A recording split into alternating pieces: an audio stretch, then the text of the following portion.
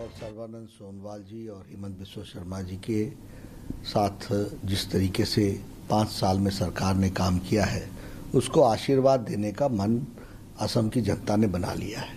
और ये एनडीए में एजीपी और यूपीपीएल के साथ मिलकर हम जो चुनाव लड़ रहे हैं, इसमें प्रथम और द्वितीय चरण में एक तरफा फैसला असम की जनता ने दिया है और तीसरे चरण में भी मन बड़े स्पष्ट शब्दों में दिख रहा है। आज मेरी 3 पब्लिक रैलीज थी।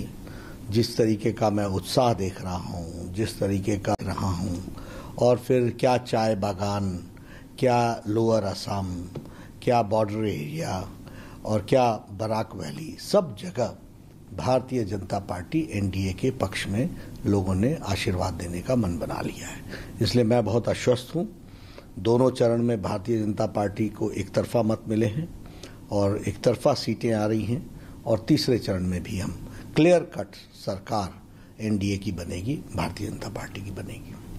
Sir, Congress party 5 guarantee garden के वर्कर्स को जो पर डे पैसे देने की बात है, वो एक बड़ा मुद्दा वो उठा रहे हैं। आपके लिए क्या ये 5 गारंटी कहीं से भी चुनौतीपूर्ण है? क्या लगता है इसे चुनौती है आपको? देखिए, क्या होता है कि ये पब्लिक है, ये सब जानती है। और 40 साल उन्होंने क्या किया, गोगोई जी की 15 साल की सरकार ने क्या किया, चाय बागान के लोग वहीं थे, कांग्रेस की सरकारें थीं। ये पॉलिटिकल टूरिज्म में आजकल आकर के लोगों को समझा रहे हैं। इनको मालूम है कि चाय बागीचार दान पुरस्कार का कार्यक्रम लिया गया और 8,000 रुपये के हिसाब से 8 लाख हमारे चाय बागान के बागीचों के वर्कर्स के लिए हम लोगों ने देने का काम किया। लेकिन इन्होंने क्या किया, इनका क्या इतिहास है और इन्होंने चाय बागीचे के लिए क्या किया? हम अगर बातचीत करें तो मैं ये कह सकता हूँ कि मैं स्वास्थ्य मंत्री था, मोदी जी के आशीर्वाद से 130 मोबाइल मेडिकल यूनिट्स हमने दिए इनके हेल्थ की चिंता के लिए। उसी तरीके से इनके जॉब लॉस में during the time of pregnancy 12,000 रुपये सर्बानंद सोनोवाल जी ने प्रसूति वाली महिलाओं के लिए व्यवस्था की और अब बढ़ा करके उसको 18,000 कर दिया है। ये जो सड़कों पर कांग्रेस पार्टी जा रही है और आप बोल रही है कि मैं चाय की बागीचों की चिंता करूंगी, ये सड़कें भी पक्की सर्बानंद सोनोवाल जी और हेमंत बिस्वा शर्मा की सरकार ने बनाई है, बीजेपी की सरकार ने बनाई है। इसलिए लोग चाय बागीचे के अच्छी तरीके से जानते हैं।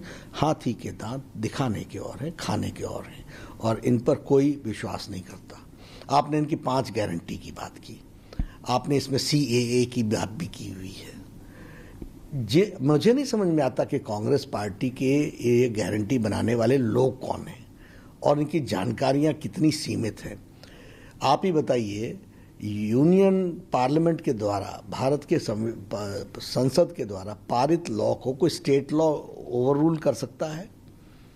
तो जो इनको ये नहीं मालूम, ये जनता को गुमराह करने के लिए काम कर रहे हैं, ये मानसिक दिवालियेपन का प्रदर्शन है। और इन्होंने किस तरीके से लोगों को बरगलाया है, धोखे में रखा है, ये बात सब लोगों को स्पष्ट है। राजस्थान में, मध्य प्रदेश में और छत्तीसगढ़ में इन्होंने कहा था कि हम किसानों का जो ऋण है वो माफ़ी करेंगे, 7 दिनों के अंदर करेंगे, नहीं तो मुख्यमंत्री जाएगा। एक मुख्यमंत्री को तो जनता ने हटा दिया, अब बाकी मुख्यमंत्री को आप कब हटाने वाले हैं? क्या करने वाले? 2.5 साल गुजर गए। इसलिए झूठ का पुलिंदा का नाम कांग्रेस पार्टी है और कोई इनको विश्वास नहीं करता। एक बात की मैं गारंटी, इन्होंने 3G कहा है गारंटी, एक गारंटी मैं जरूर देता हूं कि कांग्रेस पार्टी जहां भी जाएगी घोटाला करेगी। ये घोटाला की गारंटी हो सकती है, बाकी कोई गारंटी नहीं है। ये लोक सेवा नाम का इनको सेवा का स भी नहीं टच करता है। लोक सेवा की तो बात ही भूल जाए, यही इनका इतिहास रहा है।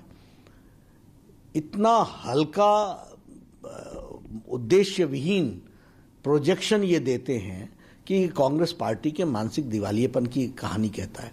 केरल में CPM के साथ लड़ रहे हो, के खिलाफ लड़ रहे हो, बंगाल में साथ लड़ रहे हो, असम में साथ लड़ रहे हो।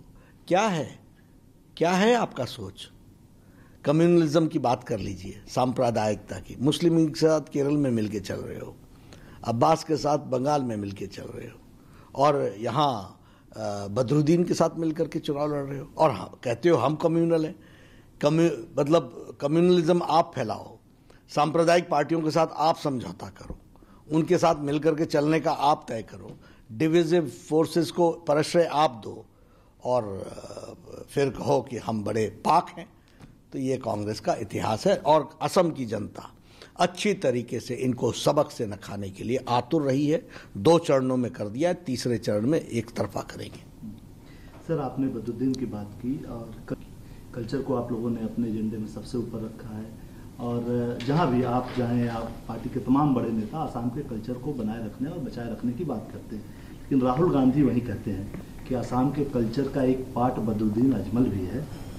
आप इसको कैसे देखते हैं? हाँ, ठीक है। ये फिर मैं कहूँगा राहुल गांधी जी की जानकारियाँ बहुत सीमित हैं और राहुल गांधी जी को असम की संस्कृति का ज्ञान थोड़ा कम है। अभी परसों ही ना गमछा फेंका था, यही गमछा परसों ही फेंका था ना। तो वो पहचान है असम की, या असम की पहचान हमारे महापुरुष श्रीमंत शंकर देव हैं, हमारे गोपीनाथ बोरदोलोई हैं, हमारे भूपेन हजारिका हैं। ये असम की पहचान है, असम की संस्कृति की पहचान है, असम की भाषा की पहचान है, असम के लोगों का पहचान ये लोग हैं। लेकिन हाँ, अवसरवादी राजनीति करने वाले लोग और डूबते को तिनका का ही सहारा काफी होता है, तो ऐसे लोग अब बदरुद्दीन को भी पकड़ करके चलेंगे। तो ये डूबती हुई नावें हैं, डूबते हुए तैराक हैं और डूबते हुए तैराक अब बदरुद्दीन का सहारा लेना चाहते हैं। सर, इस पूरे चुनाव में असम में, हालांकि अब आखिरी फेज, क्या क्या खास मुद्दे रहे आपकी नज़र में? चूंकि बहुत सारे मुद्दे रहे, लेकिन आपकी नज़र में क्या खास मुद्दे थे जिसकी? नहीं, देखिए, हम चुनाव 3 बातों के आधार पर लड़े। एक तो सुरक्षा, दूसरा समृद्धि और तीसरा संस्कृति की रक्षा। अगर मैं संस्कृति की रक्षा करने की बात करूं तो हम ये गौरव के साथ कह सकते हैं कि गोपीनाथ बोरदोलोई जो असम की पहचान थी, इसको अटल बिहारी वाजपेयी जी ने इनको भारत रत्न देकर असम के गौरव को भी बढ़ाया और असम की संस्कृति को एक स्थापित स्थान भी दिया। अगर मैं कहूं, आदरणीय नरेंद्र मोदी जी भारत के प्रधानमंत्री, उन्होंने भूपेन हजारिका को, कांग्रेस के भी टाइम वो थे, कांग्रेस के बाद भी वो उनके जीवन लीला समाप्त होने के बाद भी कांग्रेस को अवसर मिला, लेकिन भूपेन हजारिका की याद नहीं आई। भारत रत्न देने का काम किया तो नरेंद्र मोदी जी ने किया है। ये नामघर हैं, क्या जर्जर हालत में पहुंच गए। ये क्षत्राज हैं, इनकी जमीनों को हड़प गए और आपका 15 साल का गोगोई राज, आपने कभी उसकी चिंता नहीं की। आज हम 2.5 लाख रुपए प्रति नामघर को देकर के उनकी संस्कृति की रक्षा कर रहे हैं, कीर्तन घर बना रहे हैं, पूजा घर बना रहे हैं और उनकी इज्जत, उनकी सांस्कृतिक धरोहर को संभालने का काम भारतीय जनता पार्टी ने किया। क्षत्राज के जो जमीन थी क्षत्र की, वो क्षत्रा की जमीन जो हड़प रहे थे लोग, इल्लीगल तरीके से हड़प रहे थे, कोई पूछने वाला नहीं था, एक तरीके से दादागिरी चल रही थी, उसको वापस दिलाने का काम भारतीय जनता पार्टी के सरकार ने किया है। सर्बानंद सोनोवाल जी की, हेमंत बिस्वा शर्मा जी, लोगों ने मिलकर के किया है। ये बताता है, तो हमने संस्कृति की रक्षा की दृष्टि से जो भी हम प्रयास कर सकते हैं वो हमने किया है। भाषा का संरक्षण करना हो, भारतीय जनता पार्टी आगे। अगर संस्कृति की रक्षा करना हो, भारतीय जनता पार्टी आगे। अगर मैं सुरक्षा की बात करूं, 50 साल से बोडो आंदोलन चल रहा था, 50 years, thousands of people died, हजारों लोग मारे गए, हजारों सिक्योरिटी पर्सन्स मारे गए, हर तरीके की दुख तकलीफ में रहे, लेकिन कोई सुनने वाला नहीं था। ये तो मोदी जी की इच्छा शक्ति, पॉलिटिकल विल और Amit Shah ji as home minister की रणनीति, the strategy, and Sarbananda Sonowal he implemented in letter and spirit कि बोडो ट्राइबल रीजन का, बोडो टेरिटोरियल रीजन का समाधान हुआ। उनको, उनके एस्पिरेशंस को हम लोगों ने एकोमोडेट किया और असम की आइडेंटिटी बचाई और जो लोगों ने हथियार पकड़े हुए थे उनको वापस समाज में स्थापित करने का भी जिम्मा लिया। लगभग 2,500 से 3,000 लोगों ने आत्मसमर्पण किया है। 4,000 से ज्यादा असॉल्ट राइफल्स सरेंडर हुए हैं। अब आप समझ सकते हैं कि असम जैसे प्रदेश में 4000 असॉल्ट राइफल्स का सरेंडर होने का अर्थ क्या बनता है। उसी तरीके से 4000 असॉल्ट राइफल्स के उसके साथ साथ ये हमारे जो सरेंडर किए हुए लोग थे उनको 4 लाख रुपए प्रति व्यक्ति वन टाइम सेटलमेंट के लिए दिया गया, और साथ ही साथ 4 लाख के साथ साथ 6,000 रुपीज पर मंथ 3 साल तक उनके रिहैबिलिटेशन की व्यवस्था की गई। 1500 crore rupees have to be spent on Bodoland resettlement, और उनके टेरिटोरियल रीजन के डेवलपमेंट के लिए हम लोग लगाने वाले हैं। तो बोडो सेटलमेंट किया, शांति लाई, असम की अस्मिता को बचाया। ये जो बॉर्डर थे ये डिस्टर्ब थे, बॉर्डर के साथ साथ इसको भी लैंड स्वैप करके उसको भी हम लोगों ने स्ट्रेंथन किया। इसकी सैटेलाइट से हमने डिजिटल वर्ल्ड से बॉर्डर को हमने ज़्यादा कंट्रोल करने का प्रयास किया। हमारी पैरामिलिट्री फोर्सेस को ज़्यादा से ज़्यादा लोगों को यहाँ पर लगाया ताकि बॉर्डर ठीक से सुरक्षित हो सके। कांग्रेस के ज़माने में यही बॉर्डर खुला हुआ था, यही उनके राजनीतिक जिसको मैं कहूँगा कि राजनीति की दृष्टि से उनको लाइफ देने का काम ये बॉर्डर की जो खुला बॉर्डर था वो दे रहा था। आज बॉर्डर सील हुआ है। उसी तरीके से मैं अगर समृद्धि की बात करूं तो बोगोबील ब्रिज की बात ले लीजिए, लटकाना अटकाना भटकाना यही काम था, मोदी जी ने उसको पूरा करके दिया। यहाँ prime minister Modi ji has come 35 times Assam में, कभी मनमोहन सिंह जी 10 साल में 10 बार नहीं आए। गैस के रॉयल्टी देने का काम मोदी जी ने किया 8,000 करोड़ रुपए, ये मनमोहन सिंह क्यों नहीं कर पाए। इंफ्रास्ट्रक्चर, रोड 2 लेन 4 लेन 6 लेन, ये काम किसने पकड़ा? मोदी जी ने पकड़ा। हर एक तरीके से हाईवेज बनाने का काम, ब्रिजेस बनाने का काम, ये सारे का सारा काम मोदी जी के नेतृत्व में हो रहा है। All India Institute of Medical Sciences यहाँ आ रहा है, चांगशारी में बन रहा है। More than 1100 crore rupees are being spent. उसी तरीके 750 बेड्स का। उसके अलावा यहाँ पर गुवाहाटी में एक अलग से हॉस्पिटल बन रहा है। उसके अलावा मैंने हमारे स्वास्थ्य मंत्री के रहते हुए प्रधानमंत्री मोदी जी के आशीर्वाद से यहाँ सुपर स्पेशलिटी ब्लॉक दिया गया। 6 medical colleges have been given to Assam in last 5 years. 6 super specialty blocks have been given in last 5 years to Assam. तो एक विकास की एक नई बहार, एक नया रास्ता असम के विकास के लिए खोला गया है। तो इसलिए सुरक्षा, संस्कृति की रक्षा और समृद्धि ये लाने का विचार, चाय बागान के बारे में मैंने आपको बताया ही, उनकी मेन स्ट्रीमिंग हुई है। तो ये हमारे मुद्दे हैं और इन मुद्दों को लेकर के हम चल रहे हैं। और साथ ही साथ हम कहेंगे, मैं बहुत स्पष्ट शब्दों में कहना चाहता हूँ, मुझे अभी पूरे आंकड़े ठीक से याद नहीं हैं, लेकिन अप्रॉक्सीमेटली 59 लाख टॉयलेट्स बने हैं स्वच्छ भारत अभियान के तहत। तो हमने तो किसी का धर्म नहीं पूछा, मोदी जी ने तो किसी का धर्म नहीं पूछा। सबका साथ, सबका विकास, सबका विश्वास। 36 लाख के आसपास गैस सिलेंडर के कनेक्शंस दिए हैं। हमने तो किसी से धर्म नहीं पूछा। सबको साथ, सबका विकास, सबका विश्वास। इसलिए समाज के सभी वर्गों का, जो गरीब है बेचारा, ये आयुष्मान भारत कौन लोग आते हैं, रेड़ी वाला, फेड़ी वाला, रिक्शा वाला, ऑटो रिक्शा वाला, मेड सर्वेंट, रैग पिकर्स, ये गरीब लोग हैं, ये किसी भी धर्म के हों। 50 करोड़ लोगों को 5 लाख रुपए का हेल्थ कवरेज देने की बातचीत की है। यहाँ लगभग 1,48,00,000 लोगों ने इसका लाभ उठा लिया है, और लगभग मेरे ख्याल से 3 करोड़ लोग हैं जो असम के इसमें पात्र हैं। 3+ करोड़ लोग आयुष्मान भारत के। और सर्बानंद सोनोवाल जी ने अटल अमृत योजना के तहत उनको 2 लाख रुपए का और पैकेज दिया है। तो स्वास्थ्य के दृष्टि से ये चिंताएं हुई हैं, और विकास हमारा बहुत बड़ा मुद्दा रहा है। गरीबों की चिंता करना हमारा मुद्दा रहा है, उसमें हम आगे बढ़े। सुरक्षा, समृद्धि और संस्कृति, इस नारे के साथ क्या लगता है चुनाव में बीजेपी प्लस 100+ का जो नारा है उसको अचीव कर? बिल्कुल करेंगे। और ये जो सुरक्षा, समृद्धि और संस्कृति की बात हमने कही है, ये यही लोगों के खतरे में थी। मैंने कहा आपको कि बोडो समझौते के बाद शांतिप्रिय आसाम हो गया। उसी तरीके से बॉर्डर्स के जो झगड़े थे और बॉर्डर्स के में जो खुले रास्ते थे उनको सील करने के कारण असम मजबूत हो गया है और एक सुदृढ़ीकरण आया है और सिक्योरिटी मिली है लोगों को।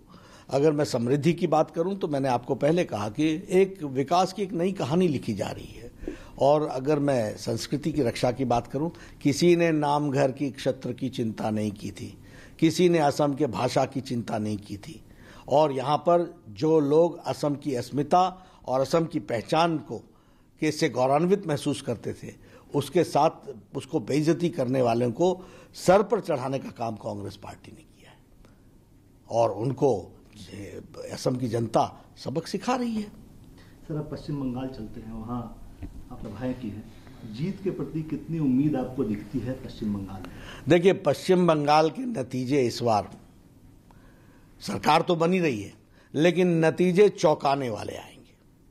और मैं आपको बता दूं कि जनता पार्टी से आगे निकल गई है।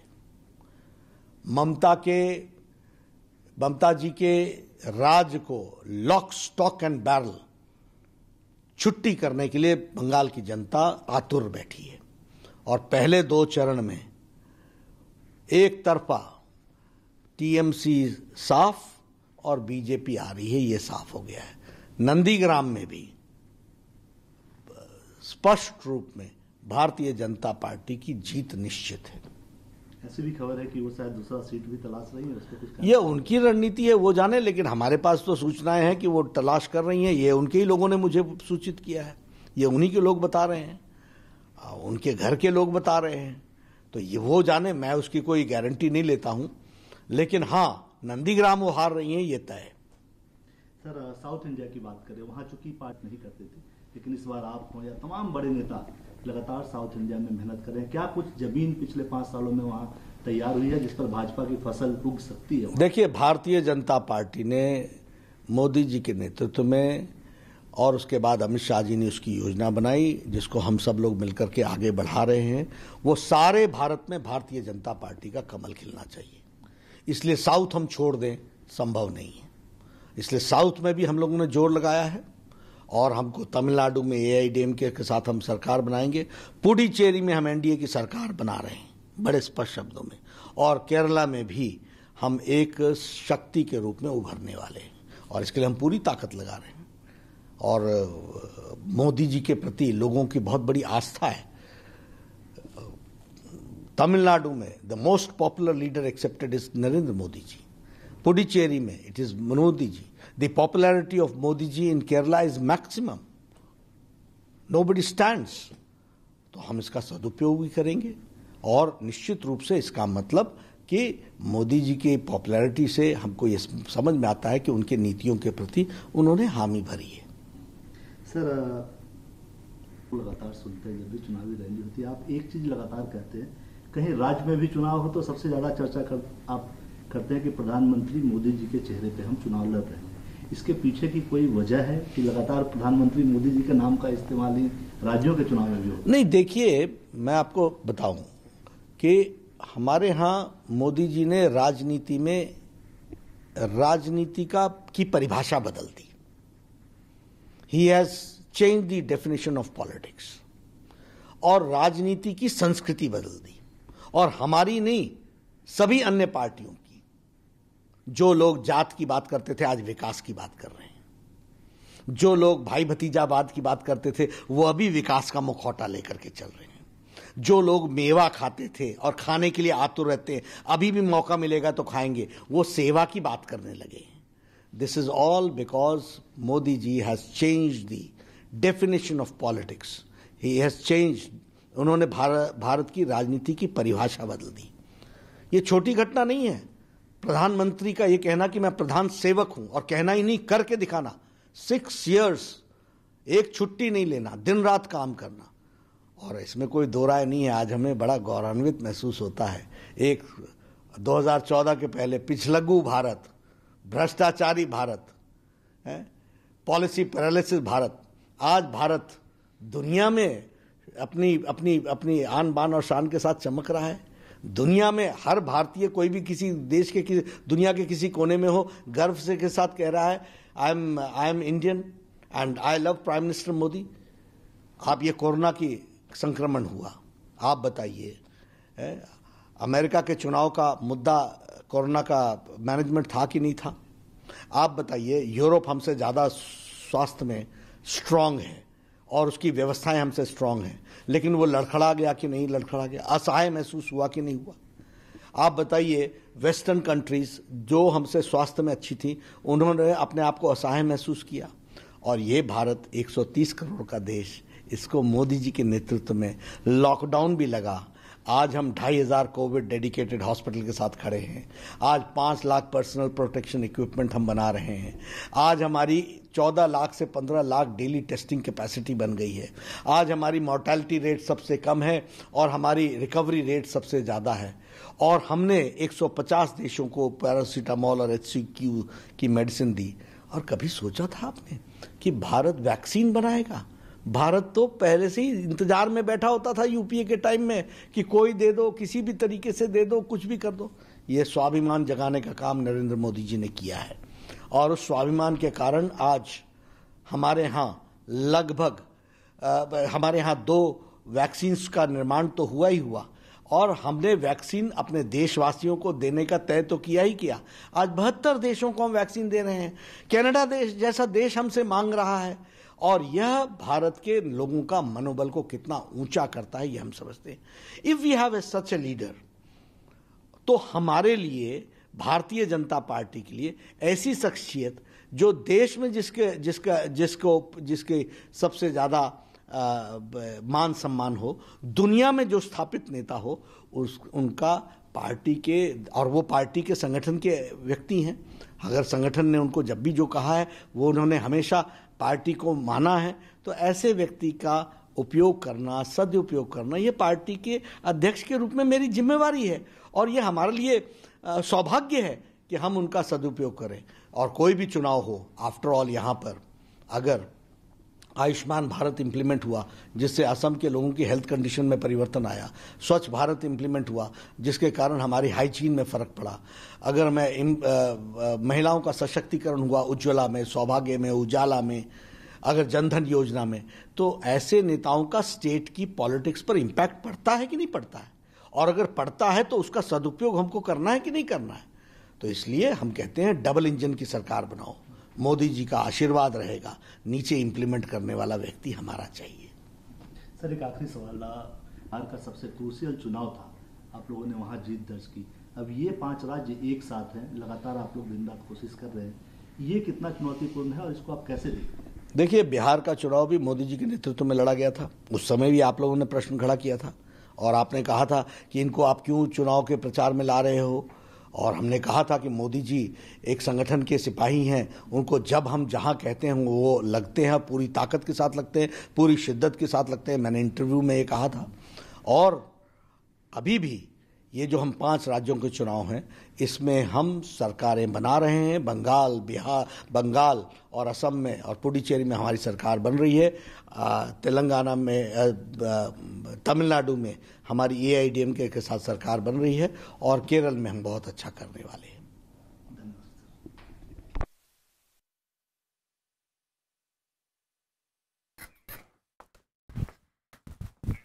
और ये आप सुन रहे थे बीजेपी अध्यक्ष JP नड्डा को, जिन्होंने जमकर कांग्रेस पर हमला बोला और कहा कि कांग्रेस सिर्फ बरगलाने का काम करती है और जितने भी वादे थे वो प्रधानमंत्री मोदी ने पूरे किए।